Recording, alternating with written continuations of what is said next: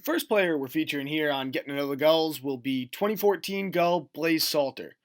Salter chose to attend Michigan State after being drafted out of high school by the Detroit Tigers, and he came to the Gulls after his junior season as a Spartan, a year in which he was named an All-American, but that wouldn't be the only accomplishment he would rack up that year, as when all was said and done, he had one of the most remarkable seasons a Gull has ever had. He hit well over 300, he blasted 11 home runs, and had 42 regular season RBIs, which is still tied for the most ever in a single season. He was an all-star, he won the Home Run Derby championship, and he took home the NECBL's MVP, as well as being named the league's top pro prospect.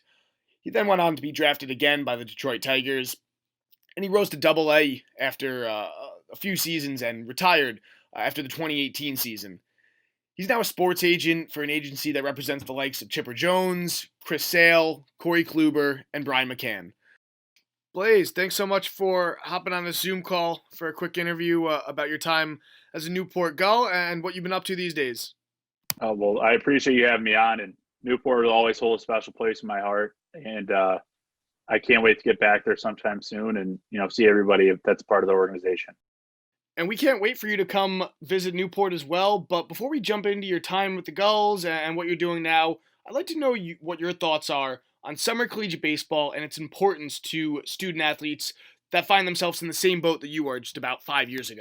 A lot of the things that I learned in Newport was, hey, look, you're going to have some long travel days. You're going to go up to, Keene, New Hampshire. You're going to come back. You're going to play a 7 o'clock game, get done 11, come back to Newport, play the next day at 7, right? So being a part of like the travel days and learning how to get in my routine of sorts was something that really helped me when I played professionally, because it's the same thing you're going to go towards, right? But the beauty about summer baseball is it's such a collection of so many different people all coming to one spot. So for me, when I came to Newport, I was a little bit, I was a junior, so I was going into my senior year. I was a little bit frustrated, didn't get drafted. And I was like, I wanted to prove something. And I thought, going to Newport, being a part of a great summer league for the NECBL was something for me that would really benefit my career. And I went there with one of my best friends, Mick Van Vossen, who, I've known for my whole life. He's still one of my best friends to this day. And we went out there and we both had the same thing. We both didn't get drafted. We're like, hey, let's go out here. Let's prove something. And the beauty about summer baseball is you meet so many people from different walks of life, right? And you kind of come together, and it's not as strenuous as a college baseball season. And it's not meant to be. I think it's a lot more laid back. It gives you a little bit more liberty to go in and get your work done. But off that point, how was it in Newport that you were able to focus so hard, but also enjoy your time and use those skills towards the next step in your career? And I think Newport gives you the best of both worlds, where I hate to use this term, but it's work hard, play hard, right? You do your stuff on the field, right? But if you're doing your stuff, you can still go have fun at the beach. You can go get a great dinner after it. If you're 21, you can go get a drink at the awesome bars. And, it definitely gives you, in my opinion, college baseball especially, such a good almost work-life balance, right? Where you're working on the field and off the field, you can do whatever you want to do. And that gives you more of it than I think in college, just because there's no school going on this summer for the most part. And what I learned a lot in Newport was how to be more mentally strong when it came to baseball. Because, look, you're going to have your 4 for 4 days. You're going to have more 0 for 4 days than you have 4 for 4 days, right? So how are you going to get back from the 0 for 4 to the 4 for 4? Yep. And when I was in Newport, I really grew as a person and grew mentally to learn how to, mitigate my peaks and valleys as a hitter, right? I want more peaks and less valleys. So that means you want more of a 2 for 4 rather than a 4 for 4, maybe than an 0 for 4. Yep. And, I learned a lot that, and I was able to carry that over to a professional career, and, and had the time of my life being able to play, be a part of the Tigers, met some of my best friends, and I was able to play against some Gulls and my teammates in the minor leagues. And, it's been it was a dream come true for me, and I'm really thankful for what I was able to do. Hey, it's great you were able to enjoy all the beauty of Newport has and the amenities. Able to have a little bit of fun over here, but turn the switch when you needed to, and that was evident in the summer you put together there. But really, some of those skills and time management that you develop over the course of a summer ball season is something young players really lack when you get to professional baseball and are tempted with some more of that free time that you didn't have during school, and also not to mention you're being paid now to play baseball in a game you love. So something really summer ball can truly teach you. But that 2014 season was really something special, not only for the Gulls, but for yourself specifically. The team won their sixth championship that summer, and you put together one of the best summers a Gull or any player that has came to the league really has ever had. Can you just speak about kind of what led to your success as a team, and then on a personal level, coming from a great season at Michigan State? I think the collection of that whole team, what was so great about us is the glue of everything was Coach Coombs, right? Having him be there and be that kind of rock per se for all of us was awesome, right? I remember one time, he never got mad, but he got mad one time when we weren't doing our thing, right? And we had so much talent on that team where I think we had, 9 or 10 guys go on to play professional baseball and obviously a couple guys in the major leagues. And we had a ton of talent. I think he realized, hey, look, we got to figure this thing out. And I think if we figured it out, obviously we saw what happened. We went on a streak where we won like 15, 20 games in a row. And obviously we went on to win the championship. But I think with that team, which was so awesome, was we were so close on the field and off the field that it allowed us to kind of go through some bumpy roads to get us to that championship. For me not to get drafted, it really struck a fire under me to be like, look, I still got to prove something to everybody, right? I may have thought, in my opinion, that I had a good year at college. Statistically, I thought I did, but maybe from a professional standpoint, maybe some people think I didn't. So I was like, hey, let's go out there and prove something. And I think once I was able to get to Newport and be immersed in the culture and be immersed with the team, and then be around guys like Tommy, guys like PJ Jones, who was one of my roommates, and guys that really just loved baseball, and we just talked baseball all the time. We'd go to early hitting, and we would, Tommy would say something about my swing, I'd say something about his swing, and so on and so forth. And we just kind of, as a whole, everyone kind of fed off each other, and I think that's why everybody had success that summer, right? And we were able to be, win the league and do whatever we were able to do because each person was mature enough to give each other a little bit of coaching when they needed it and the pat on the back when they needed it other times. So, but no, yeah, it was a great summer. I think playing at Cardines is a special place. Every night being able to wake up and know that you're going to go there in front of a sold out place and, just being a part of that. And, look, back when I played, I loved being a part of, that moment, right? Being there and with all the people there, being there in those big time spots. And I think, like I said, I'll tell everyone, there's no better place to play summer baseball than in Newport. Hey, I couldn't agree more. But if we're going to talk big moments, there was almost none bigger than that at bat you had against Ocean State in the first round of the playoffs that summer. So down the stretch in the last 20 games of the season, you guys went 2-8 and then completely turned it around and went 7-3 in the final 10 games, which grabbed you the 2 seed in the South.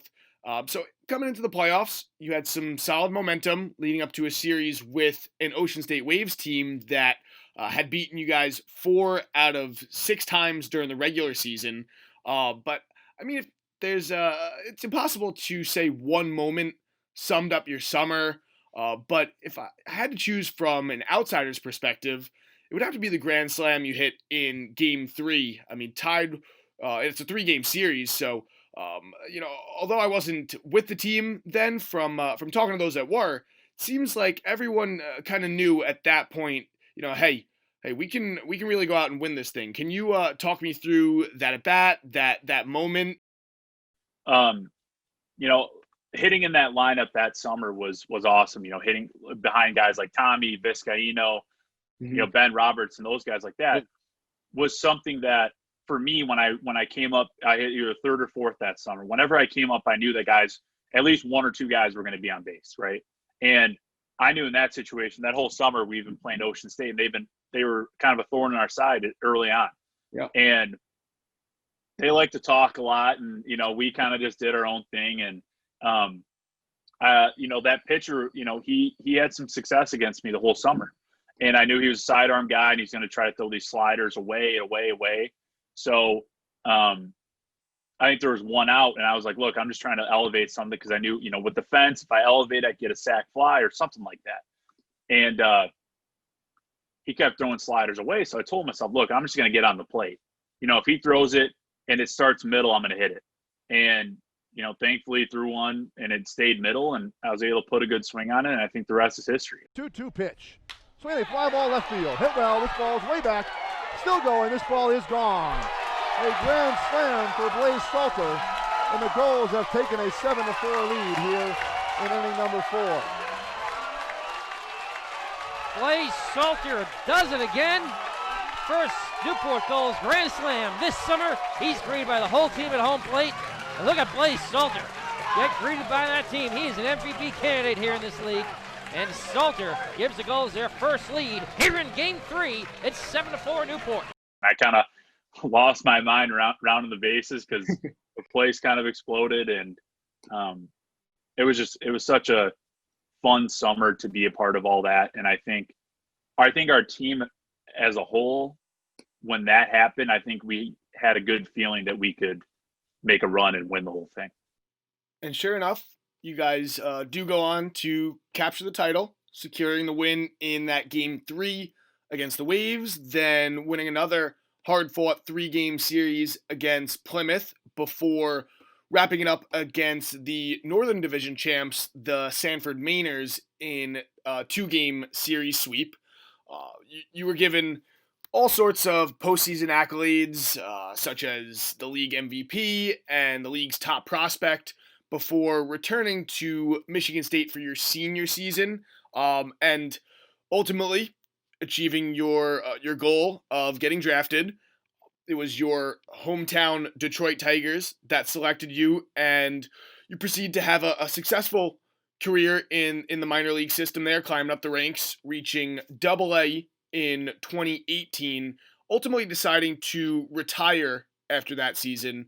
Although you're not still playing, baseball remains a very big factor in your life. So what are you doing now? How have you been able to stay around the game and just really remain in a game that you love so much and make a career out of it?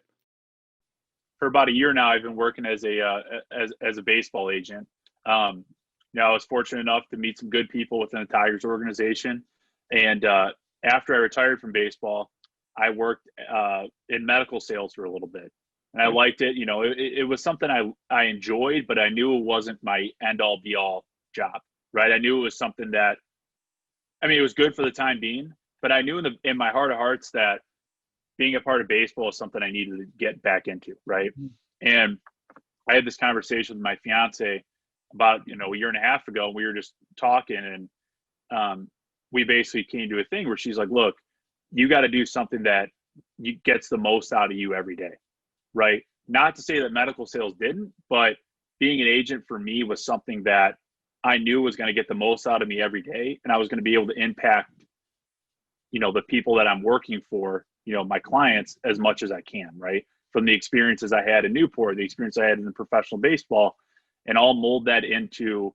something that I think in our agency thinks is something that's beneficial for representing families and representing clients, throughout their career in baseball. So I work now for an agency called Jet Sports Management.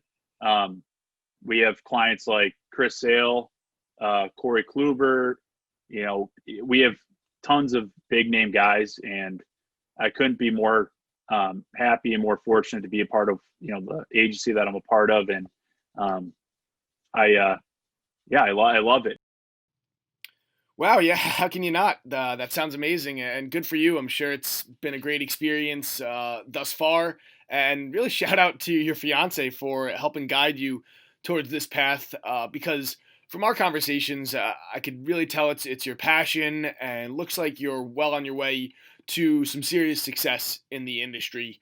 I really appreciate you taking some time for this interview with the shortened season and playoffs coming up, clients to attend to. I'm sure you're extremely busy. So, but before I let you go, something I'd like to you to leave us with are some additional words on the mindset needed to get you where you are now. I'm sure you can speak for a lot of folks watching this that although making a career playing might not be in the cards, there are a lot of other ways to make a living in baseball. But even for those not necessarily looking to get into sports, you were able to reach your goals. And no matter what the ultimate goal or dream job is, what's some advice you can share that others can use to make their dreams a reality? And again, Blaise, thank you again for taking some time for us. Well, I would think in anything you do, whether it's baseball, whether that's being an agent or being a baseball ops guy, I just think you got to go all in on it, right? If you want to do something, in my opinion, you can't go half, right? You got to go full in. And whether that is, starting at the low levels, but knowing, hey, there's some upward mobility in this for me to potentially get to where I want to be, I think the hardest part about a lot of things that we do and everything in society is it's so easy to be like, oh, look, he's making millions of dollars. Why can't I make millions of dollars? Or why is he only making this when other people are making this? I think everyone starts somewhere, right? And you got to start somewhere, and you just got to, whether that is being a baseball ops guy that have the opportunity to become a GM one day, right?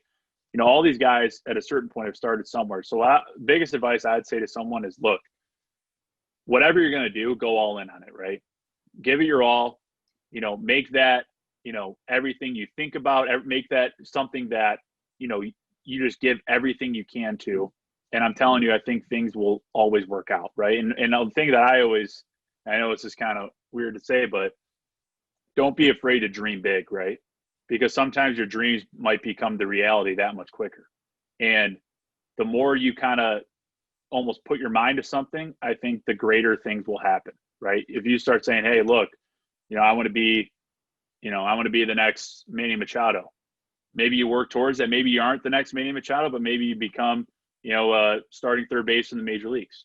So I'm just saying, hey, look, if you're going to do something, and my family and everyone, if you're going to do something, just go all in, right? Give it your all, bust your butt, and I'm telling you, I think good things will happen.